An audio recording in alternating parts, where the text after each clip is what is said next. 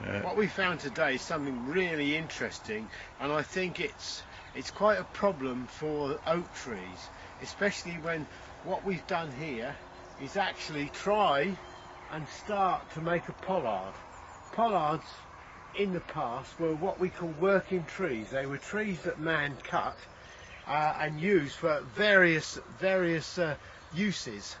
In other words, like in this case it would be for timber, eventually for houses, for fuel. Sometimes the leaves were used for feeding animals in the winter, or obviously acorns would have come into it. So we call trees that were cut by man working trees in a similar fashion to you would with say with pear and apples and all the rest of it. They were just like fruit trees, and if you find a group of them, we actually call it an orchard, just the same.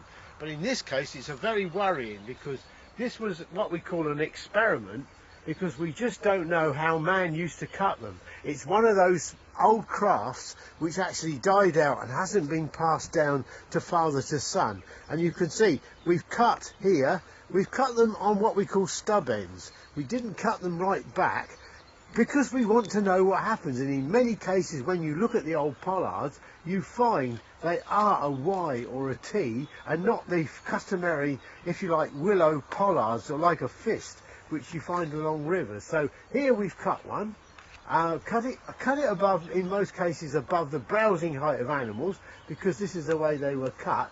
But we left on one or two limbs, and we call those sap risers. In other words, we didn't cut them the first year because just in case it was failing, the tree would have some, if you like, limbs to keep it going. But the really significant thing about this thing is the young vigorous twigs that came out after the first cut, as you can see, something like 70 to 80% of them have actually died. And we believe they died because they died from an infestation of an American mildew.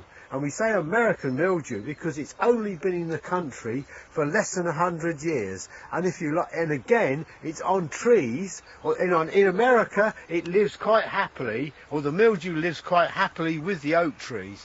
But in this country, these are different species, and it looks as if it's really zapping them.